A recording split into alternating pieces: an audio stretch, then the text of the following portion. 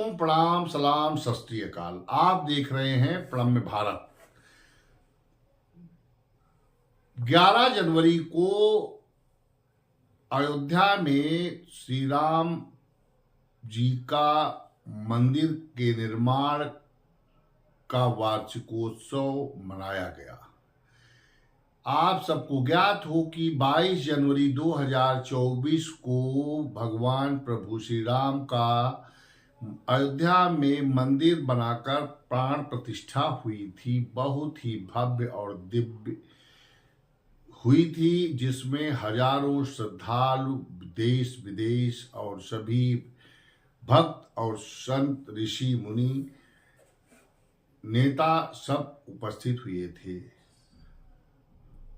श्री राम लला मंदिर प्राण प्रतिष्ठा के वार्षिकोत्सव के अवसर पर पूर्व तिथि विक्रम संवत के अनुसार ये तिथि इस वर्ष 11 जनवरी को पड़ी, जिसके अनुसार 11 जनवरी दिन शनिवार 2025 को अयोध्यापुरी में भगवान श्री प्रभु श्री राम लला जी के मूर्ति प्राण प्रतिष्ठा मंदिर निर्माण की वार्षिक गांठ धूमधाम और बहुत ही हर्षोल्लास भक्तिमय तरीके से मनाई गई, जिसमें उत्तर प्रदेश के मुख्यमंत्री योगी आदित्यनाथ जी भी शामिल हुए। उन्होंने भगवान श्री राम लला जी का पूजन अर्चन कर जगत कल्याण की कामना की और आलम ये देखा जा रहा था कि लाखों की संख्या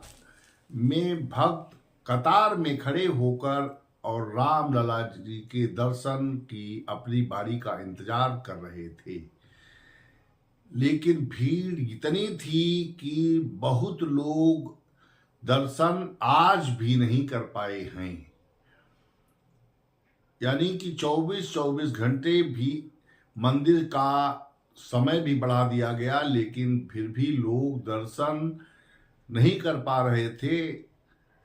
और जो लोग घंटों कतार में लाइन में लगे थे, लेकिन उनकी भक्ति अडिग थी, इसलिए उन पर कोई वीआईपी दर्शन भी बंद कर दिया गया था। लिहाजा एक एक कर राम भक्त अपने प्रभु श्री राम जी का दर्शन कर अपने जीवन कल्याण और जगत कल्याण की कामना के साथ अयोध्यापुरी में उपस्थित थे।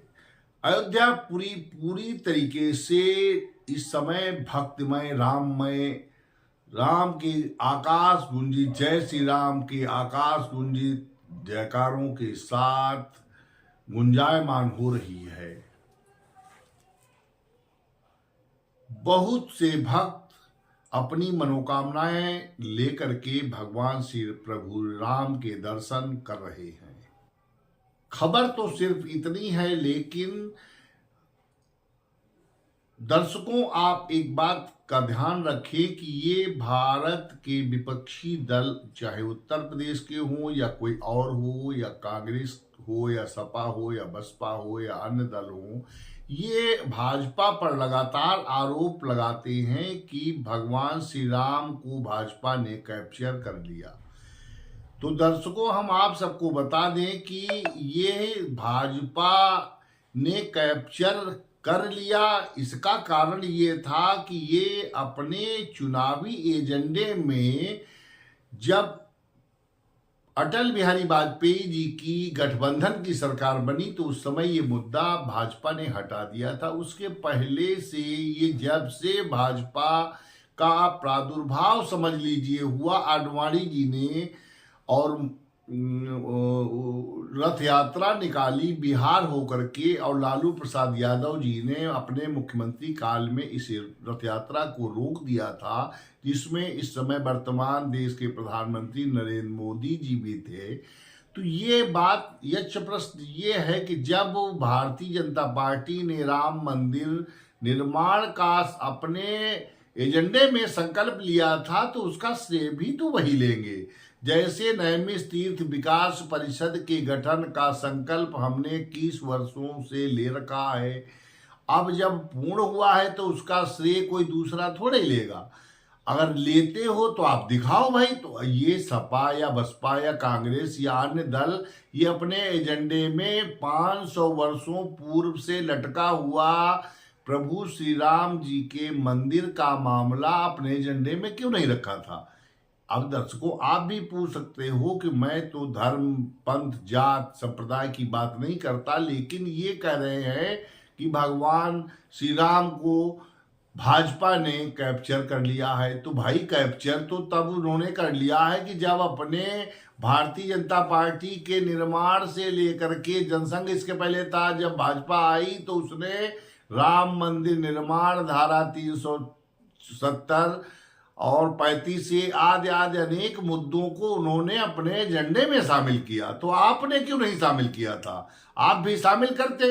आप अभी भी शामिल करिए। मथुरा का आप कर लीजिए, मथुरा अभी खाली है। संभल अभी देखिए अभी नया आया है। ताजमहल का मामला है तो आप उसको उठाइए और उठा करके अपने एजेंडे में लीजिए और उसको पूर्ण कराइए। संघर्ष करिए, न्यायालय तक जाइए, न्यायालय में संघर्ष करिए। बात यह भी एक बहुत ही गौरव तलब है कि भारत में कौमी एकता की गंगा जमुनी तहजीब की बात की जाती है, लेकिन मेरे इस दिमाग में वे बात नहीं उतरती कि अगर गंगा जमुनी तहजीब हमारे भारत में विद्यमान है तो फिर हिंदुओं को अयोध्या में प्रभु श्री राम लला के मंदिर के लिए 500 वर्षों का क्यों इंतजार करना पड़ा?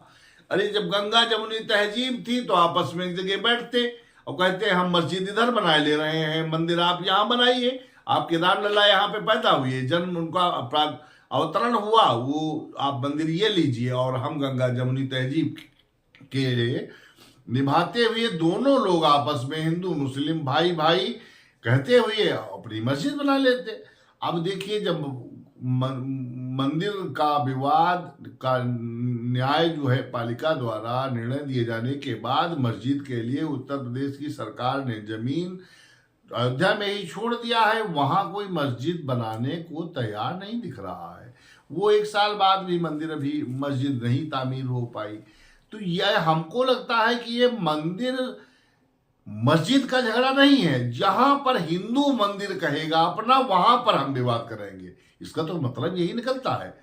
मैं धर्म किसी बात नहीं करता हूं। आप भी गौर से विचार करिए, गौर से सब सोचिए कि अगर आपको मस्जिद लेनी है तो मस्जिद आप देखिए अब 1 साल अयोध्या में हो गया, सरकार ने जमीन भी उपलब्ध करा दी। कौन बनवा रहा है अयोध्या में मस्जिद? हमें तो नहीं दिखाई पड़ रही कि कहाँ मस्जिद बन रही है। तो जब मस्जिद नहीं बन रही तो फिर 500 साल यहाँ पर विवाद क्यों किया? और अगर एक गंगा जमुनी तहजीब थी तो फिर विवाद नहीं होना चाहिए था। यानी कि गंगा जमुनी तहजीब है नहीं, ये बताई जाती है, सिखाई जाती है कि गंगा जमुनी तहजीब है।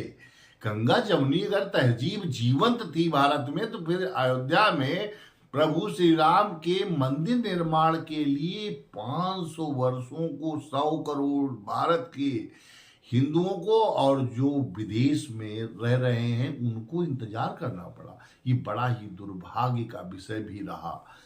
मैं प्रभु श्री राम लला के मंदिर निर्माण की प्राण प्रतिष्ठा की प्रथम वर्षगांठ पर प्रणम्य भारत परिवार की ओर से समस्त सनातनियों को और समस्त भारतीयों को, समस्त जगत के निवासियों को और 9 लख नवचर 10 व्योम चरक्रम 11 वन 20 लख 84 भुवन में 4 मनुज 35 84 लाख योनियों में बस रहे सभी प्राणियों के कल्याण की कामना के साथ हम कामना करते हैं कि सबका कल्याण हो, विश्व का कल्याण हो, भारत का कल्याण हो, सब प्राणियों में सद्भावना हो, एकता हो, भाईचारा हो और सभी अपना अपना जीवन अपने कर्तव्य परायणता के साथ जिए। यही कामना के साथ हम आपसे लेते हैं इजाजत। प्रणाम, सलाम, सत श्री अकाल, जय हिंद, जय भारत, प्रणम भारत।